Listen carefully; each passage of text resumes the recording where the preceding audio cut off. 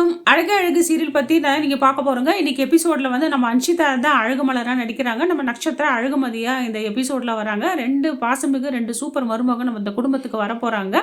இந்த குடும்ப தலைவருக்கு வந்து 2 பையன், 1 பொண்ணா இருக்காங்க. மூத்த பையன் வந்து பேங்க்ல வேலை பார்க்குறாரு. அவங்க ஒய்ஃப் தான் அழகுமலர். 2வது பையன் வந்து போலீஸா இருக்காங்க, அழகுமதி. பெரியவன் வந்து ரொம்ப அப்பா அம்மாவுக்கு பயந்த பையனா இருப்பான். அதே மாதிரி மருமகளும் நல்ல பொண்ணு மருமகளா தான் இருக்காங்க. ஆனா 2வது பையன் வந்து கொஞ்சம் கர்வமா இருப்பார் தான் நினைக்கிறேன். திமிரு கர்வமா இருக்கும் தான் நினைக்கிறேன் நானு. ரொம்ப கஞ்சத்தனமாவும் இருப்பாருந்தாங்கன்னு நினைக்கிறேன்.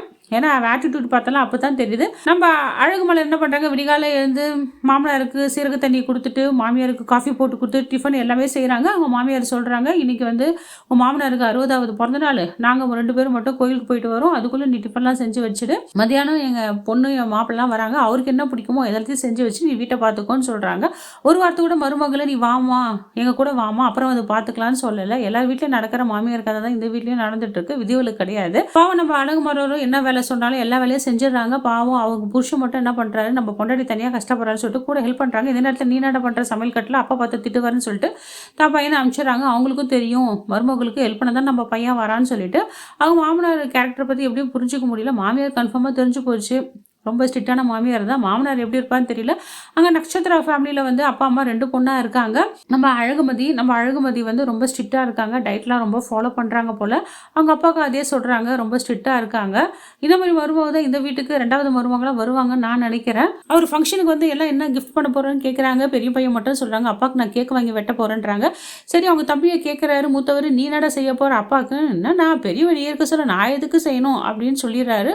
நம்ம அன்ஷிதாவும் என்ன சொல்கிறாங்க, நம்ம அழகுமலரும் என்ன சொல்கிறாங்க, இல்லை பூ பழம் தேங்காய்லாம் வாங்கணும், தோரணம்லாம் கட்டணும் அப்படின்னு சொல்லவே அவங்க மாமனாருக்கு வந்து கொஞ்சம் கோவம் வந்துடுது. என்னம்மா சொல்லி காட்டுறியா, இந்த செலவெல்லாம் இருக்குன்னு சொல்லிட்டு சாப்பிடாம கை விட்டு போயிடுறாரு. சிலது கசப்பு ரெசப்பு ஒளிவு நெளிவு எல்லாமே இருக்கும் தான் நினைக்கிறேன். இந்த எபிசோடில் பார்க்கறதுக்கு அழகாக இருக்குங்க. ரொம்ப நாள் கழிச்சு பார்க்குறோம் நம்ம அன்ஷிதாவை, செல்லம்மா அன்ஷிதாவை. அதேமாதிரி தமிழ் சரஸ்வதி நடித்த நம்ம நட்சத்திராவும் நம்ம அழகுமதியாக வராங்க.